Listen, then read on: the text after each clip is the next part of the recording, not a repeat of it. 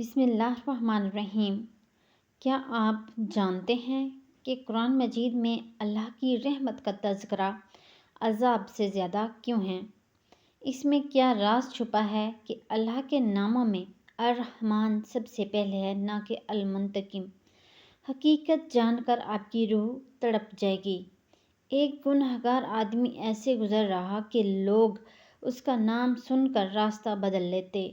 ماؤں کو رونے خوابوں میں وہ نظر آتا اور بچہ اس کی کہانیاں سن کر سہم جاتا تھا، لیکن جب اس کی موت کا وقت آیا تو اس نے اللہ کی رحمت کو کیسے پکارا کہ نوری نوری اور زمین و آسمان تک اس کے الفاظ سن کر تمام مخلوقات رو پڑی اور اللہ نے اپنی رحمت سے اس کو بخش دیا۔ یہ ایک سچی حکایت ضرور سن لیجئے گا۔ بسم اللہ الرحمن الرحیم۔ السلام علیکم رحمۃ اللہ وبرکاتہ۔ اللہ کی رحمت اس کی پکڑ سے زیادہ طاقتور کیوں ہے؟ حقیقت جان کر آپ کی روح تڑپ جائے گی۔ سیدنا علی کرم اللہ وجہ الکریم فرماتے ہیں، اللہ کی رحمت اس قدر وسیع ہے کہ اگر بندے کو اس کا صحیح اندازہ ہو جائے تو وہ کبھی گناہ پر مر نہ جائے بلکہ توبہ پر جیے۔ محترمہ ناظرین، کیا آپ جانتے ہیں کہ اس میں کیا راز چھپا ہے کہ اللہ کے ناموں میں الرحمن سب سے پہلے ہے، نہ کہ المنتقم؟ کبھی غور کیا کہ قرآن کا آغاز کس سے ہوتا ہے؟ نہ عذاب سے، نہ جہنم سے، نہ کسی سختی سے، بلکہ اللہ تعالیٰ نے قرآن کی ابتدا ہی ان الفاظ سے فرمائی، بسم اللہ الرحمن الرحیم، یعنی شروع اللہ کے نام سے جو بہت مہربان نہایت رحم والا ہے۔ غور کیجئے، اللہ نے اپنا تعارف سب سے پہلے دو ایسے صفات سے کرایا جو اس کی محبت، شفقت اور رحمت کی عکاسی کرتی ہے۔ اللہ کا پہلا تعارف رحیم سے ہے، نہ کہ پکڑ سے۔ اللہ کے 99 صفاتی ناموں میں سے پہلا اور دوسرا نام ہی الرحمن اور الرحیم ہے۔ کیا یہ محض اتفاق ہے؟ نہیں، بلکہ ایک بہت بڑا پیغام ہے ہر اس بندے کے لیے جو گناہوں میں ڈوبا ہوا ہو، جو مایوسی کی دہلیز پر کھڑا ہو، جو سمجھتا ہو کہ میرے لیے اب معافی نہیں۔ رب خود فرما رہا ہے کہ میں سب سے پہلے رحم کرنے والا ہوں۔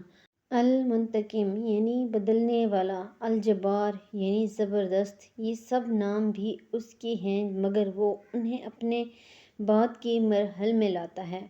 پہلے محبت، پہلے معافی، پہلے شفقت، یہی اس کا اصل مزاج ہے۔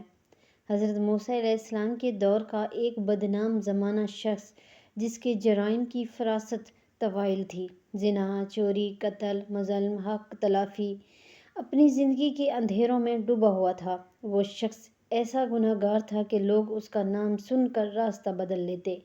ماؤں کو ڈراؤنے خوابوں میں وہ نظر آتا اور بچہ اس کی کہانیاں سن کر سہم جاتا۔ ایک گنہگار جس نے نہ صرف اپنے نفس کو بگاڑا بلکہ سینکڑوں انسانوں کی زندگیوں کو تاراج کیا۔ اس کی زندگی کا کوئی لمحہ ایسا نہ تھا جس میں اللہ کی نافرمانی نہ ہو، مگر اللہ کی رحمت کا دروازہ کب بند ہوتا ہے؟ حضرت موسیٰ علیہ السلام کے زمانے میں جب اس گنہگار کی موت کا وقت آیا تو لوگ اس کی لاش کو زمین پر چھوڑ گئے۔ کسی نے جنازہ نہ پڑھا، کسی نے غسل نہ دیا، حتیٰ کہ دفن تک کرنے کو تیار نہ ہوئے۔ سب نے کہا یہ تو ایسا گنہگار تھا کہ زمین بھی اس کے وجود سے پاک رہنا چاہتی ہے۔ اس کے جرائم اس کے ساتھ ہی ختم نہیں ہوئے بلکہ اس کی موت کے بعد بھی لوگ اسے لعنت کا نشان بنائے ہوئے تھے۔ تب حضرت موسیٰ علیہ السلام پر وحی نازل ہوئی۔ اللہ تعالیٰ نے فرمایا، اے موسیٰ، جاؤ اور میرے اس بندے کو دفن کرو، وہ میرا محبوب بندہ ہے۔ موسیٰ علیہ السلام حیران ہوئے، یا اللہ، وہ تو بدترین گنہگار تھا، لوگ اس کے ذکر سے نفرت کرتے ہیں، وہ تیرا محبوب بندہ کیسے ہو سکتا ہے؟ اللہ تعالیٰ نے جواب دیا، اے موسیٰ، اس نے اپنی موت سے ذرا پہلے تنہائی میں بیٹھ کر مجھ سے کہا، اے میرے رب، اگر میرے گناہوں کی بدبو آسمان تک پہنچی ہے تو تیرے رحم کا دریا بھی عرش تک بہتا ہے۔ اگر میرے اعمال مجھے جہنم کی ایندھن بنائیں گے تو تیری رحمت مجھے بخشش کا لباس پہنا سکتی ہے۔ اے اللہ، میں تجھ سے نہیں اپنے گناہوں سے شرمندہ ہوں اور اب تیرے سوا میرے پاس کوئی در نہیں بچا۔ یہ الفاظ، یہ ندامت، یہ دل کی سچائی میرے عرش کو ہلا گئی۔ فرشتے بھی رو دیے، آسمان کانپ گیا، زمین نرم ہو گئی اس ایک سچے لمحے کی توبہ نے اس کی ساری زندگی کے گناہوں کو ایسے ڈھو ڈالا جیسے بارش خشک زمین کو تر تازہ کر دیتی ہے۔ میں نے اس کے تمام گناہوں کو نیکیوں میں بدل دیے اور اسے اپنے محبوب بنا لیا۔ یہ ہے اللہ کی رحمت، وہ جو گناہوں کے پہاڑوں کو بھی ایک آنسو کو بہا دے، جو انسان کو اس کی بدترین حالات سے اٹھا کر اپنے قریب لے آئے۔ اللہ نے قرآن میں فرمایا، ان اللہ یغفر الذنوب جميعا، بے شک اللہ سارے گناہ معاف فرما دیتا ہے۔ یہ حکایت ہمیں بتاتی ہے کہ کبھی بھی مایوس نہ ہوں۔ جب دل سچے ندامت سے بھر جائے اور زبان سے صرف یا اللہ نکلے تو اللہ کا رحم دوڑتا ہوا آتا ہے اور ایک پل میں برسوں کی گندگی کو دھو دیتا ہے۔ کیا ہم بھی آج اسی سچائی سے توبہ کرنے کا ارادہ کر سکتے ہیں؟ محترمہ ناظرین، اللہ تعالیٰ نے اپنی رحمت کو خود اپنی صفت غضب پر غالب قرار دیا ہے۔ ایک حدیث قدسی ہے جس میں اللہ تعالیٰ فرماتا ہے، میں اپنے بندے کے گمان کے ساتھ ہوں، وہ میرے بارے میں جیسے گمان رکھے ویسا ہی پائے گا۔ دوسری طرف اگر ہم دیکھیں کہ شیطان بندے کو کس طرف لے جاتا ہے تو وہ سب سے پہلے اللہ کی رحمت سے مایوس کرتا ہے۔ وہ بندے کے دل میں یہ ڈال دیتا ہے، تو گناہگار ہے، تیری توبہ بھی قبول نہیں ہوگی۔ لیکن اگر بندہ قرآن کی ابتدا کو سمجھ لے اور صرف بسم اللہ کو ہی دل سے سمجھ لے تو وہ کبھی مایوس نہ ہو۔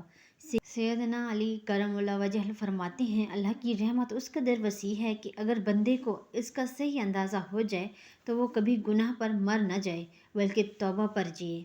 ہمیں اپنے رب سے وہ گمان رکھنا ہے جو اس نے خود ہمیں سکھایا ہے۔ اگر اس نے خود کو الرحمن کہا ہے تو ہم کیوں اس سے معافی مانگنے سے جھجکیں؟ بس جو رب اپنے تعارف رحم سے کرواتا ہے اس کے ہاں بدگمانی کی گنجائش نہیں۔ یہ پیغام ہر سحر، ہر اذان، ہر سورت کے آغاز میں ہم تک پہنچتا ہے کہ اللہ کی رحمت ہر سختی پر غالب ہے۔ محترمہ ناظرین، کیا آپ جانتے ہیں کہ قرآن مجید میں اللہ کی رحمت کا تذکرہ عذاب سے زیادہ کیوں ہے؟